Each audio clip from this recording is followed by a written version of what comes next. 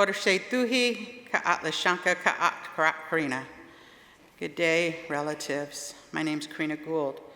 And it's beautiful to be here today. 35 years of Bioneers being here and bringing people from all over the world to gather. I am often asked to come and do a land acknowledgement, and that's always interesting to me, right? Because land acknowledgements didn't start here for a while. Just a short while ago, right? But when we do land acknowledgements now through Sogorea Te Land Trust or through the tribe, it's really about building reciprocity. It has to come with action items. It cannot just be words that we say and wrote. Many of us grew up saying the Pledge of Allegiance, and we can say it by rote but don't remember what those words mean. And so the same cannot be true for land acknowledgements. We cannot say, welcome to this territory of Huichin, the territory that embraced my ancestors, that we were created upon, that we were born to these lands and waters, that we faced 3 waves of genocide, and thank you very much. And so next on the agenda, we can't do that, right? I think that we're at a time of turning right now in the world. And this picture behind me, it's called Tushtak. And you guys say Tushtak? Tushtak is our sacred mountain that we are born to. We are born to this mountain through a creation story of our own. We are the Lisjan people born to that waterway. And my ancestors have been here since the beginning of time. They were actually created at the top of this mountain. This mountain for thousands and thousands of years was the sacred place that only our most sacred beings would go to the top and offer ceremony to.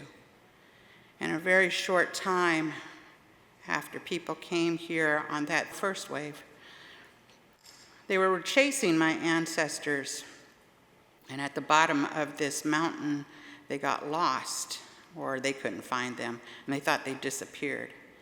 This is one of the stories that's told, at least, that this place went from the place of creation of all things that are here in these lands to being called Mount Diablo, Devil's Mountain. People from all over came from different places. Spanish came, and Mexican ranchers came, and the current occupation of the United States government. And when people came here, other people, they didn't bother to ask the indigenous people, how should we live on this land? How do we come in right relationship with the waters? How do we ensure that everything, every being, survives for the next 7 generations? Instead, they named things after themselves, or changed the names of things that have been here for thousands of years, made people forget the language that was spoken on these lands, forced them into slavery. People died of many different diseases. Recently, us, human beings, had to deal with a pandemic. That during that pandemic, we were afraid. And sometimes I call it a mass sit time. At this massive sit time that we were all given as human beings, that there were lessons that we could have learned. I think one of the things that Nina talked about is this grief that we're carrying. We're carrying grief for the world right now, and for many of the atrocities that are happening. But we also didn't stop and grieve for all the thousands of lives that were lost during COVID pandemic. That during that time when we sat down for a while, the airs began to clear. You could hear better because there wasn't that noise of engines overhead. That people could actually see mountains that had been disappeared by pollution. That the waters that have polluted, that pushed away whales and dolphins, began to welcome them back, that hadn't been there for hundreds of years maybe. And here, even in the city of San Francisco, the coyotes took to the streets again. And then at other villages, goats took over. And that there were places, right, that the earth, in a very short time, as human beings sat down, began to heal herself. There's so many elders that have come through my lifetime that have talked about this time. Many years ago, probably over 30, 40 years ago, people were talking about how it was time for human beings to come back in right relationship again. And still we haven't come back into that place. Bioneers offers us an opportunity for us to come and talk to people of like minds to try to figure out how do we come out or go back into the fold of all creation so that we can survive. Our Mother Earth, this planet that we call home, will survive without us. And I know my friend Janella LaRose is out there. She's the co-founder and co-director of Sogorea Te Land Trust. Her and I have been working together for 30 years.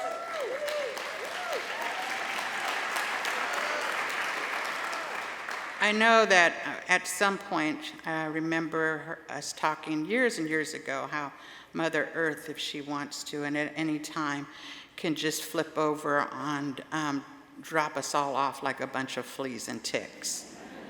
Well, that time's probably coming, guys. But let's hope that we can figure out how that's not going to happen. So in this kind of way, it's a weird kind of acknowledgement of this land that we are asking people to come in to be good guests on our land so that we could be good hosts.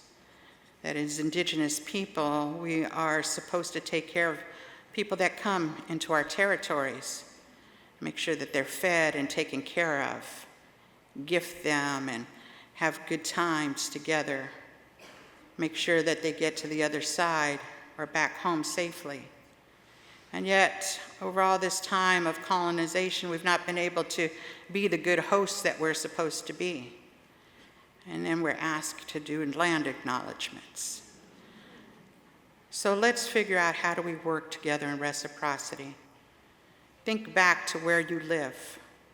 Who are the First Nation people on whose land you live on? What is their real name? What is the language that they speak? What do they stand for? And how can you support that work that they're doing? How do we say thank you and please? How do we ask permission? How do we not touch things that are not ours? These very basic things. These very basic things that we teach all of our children and our grandchildren how to be in good relation with their friends and their grandparents, and when you go to their homes. This is what we ask people to do, and this is what we're asking for folks to do, to come in right relationship. We have a lot of people here that came from thousands of miles away. Internationally, they have come, our Indigenous relatives that have come to be with us. And at this time, I want to say thank you to those ancestors that you travel with, those ancestors that have brought you here, those ancestors that are holding you up today, and that we pray that you enjoy yourself and that when you go home, that you have good stories to tell and laughter to share and good ideas to bring.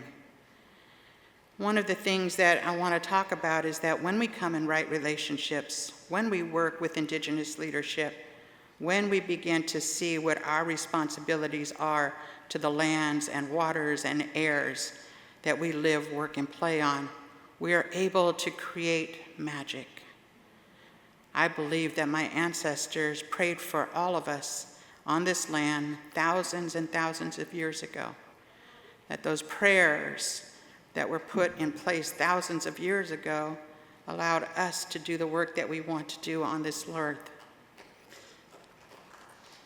That during that time that they prayed for us, that they prayed that we would come together and right some wrongs, and that this is a time of great turning in the world, that we are seeing this idea of land back, this idea not just here in the Bay Area or across Turtle Island, but across the world, that there's this consciousness that's happening, that people understand that settler colonialism has hurt this world, that capitalism is killing our Mother Earth.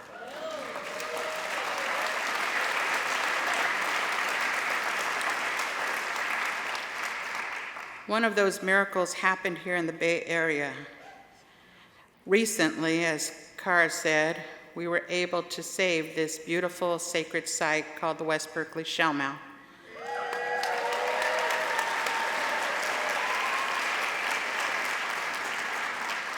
This 2.2 acres of land that's at the bottom of where Strawberry Creek runs.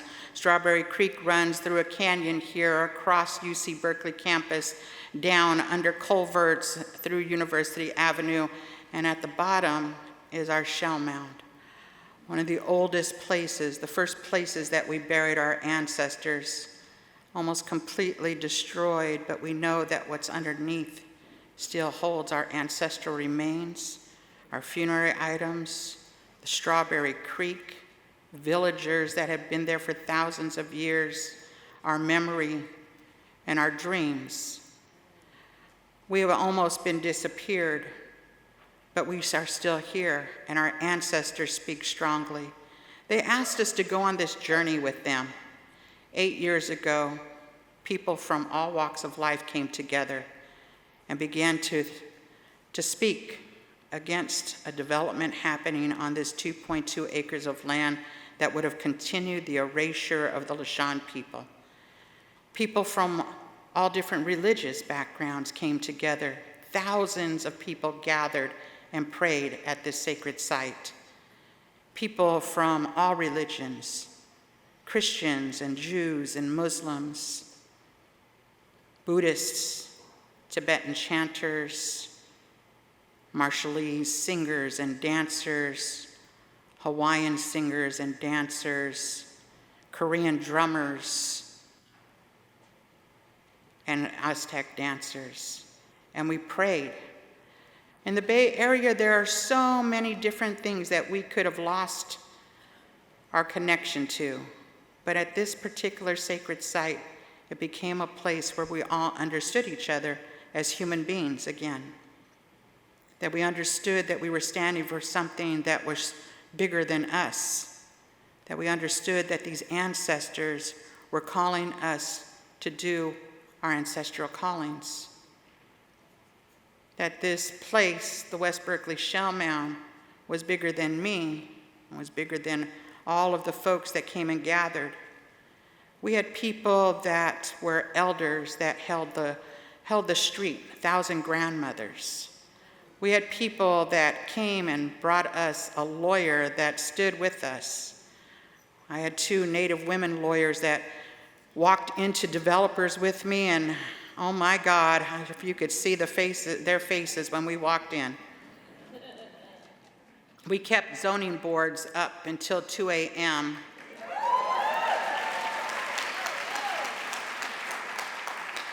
We had over 1,800 letters against the first draft environmental impact report, and the developers had 3.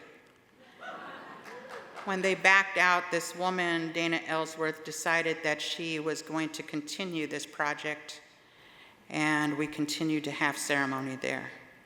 She used a new law called SB 35, and when Senator Wiener penned that, he forgot that Native people were supposed to be able to speak on behalf of their sacred sites.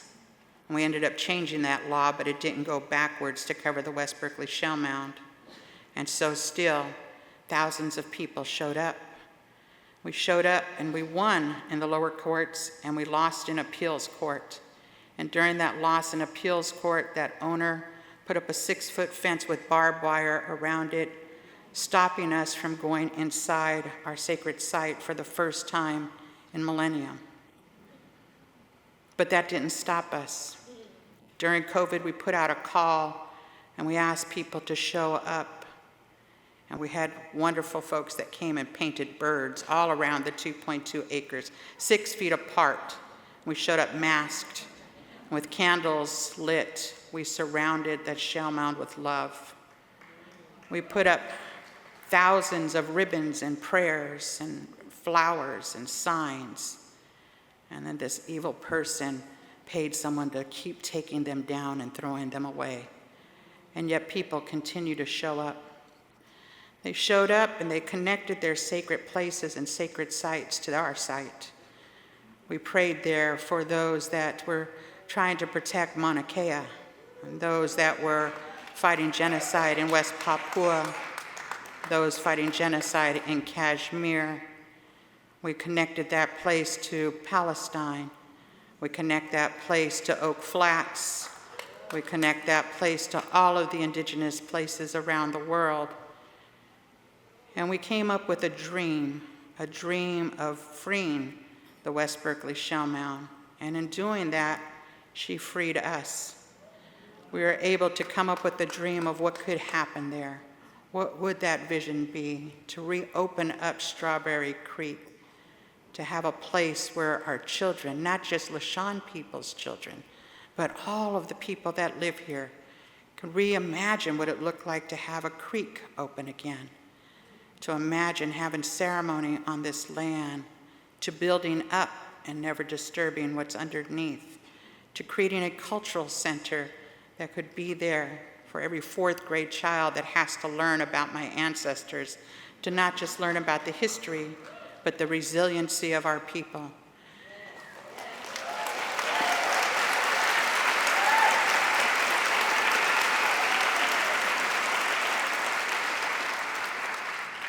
These things are possible. This was 8 years, a blip in my time. Although I've gained a couple of grandchildren during this fight, we've seen a lot of things happen in history. But we have seen that people can come together and stand.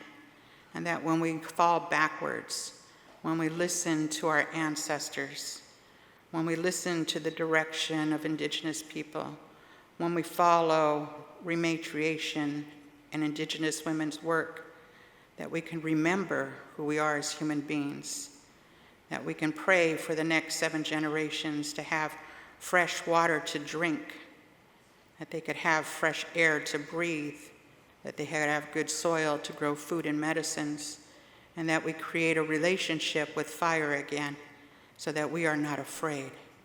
Thank you all relatives for being here today.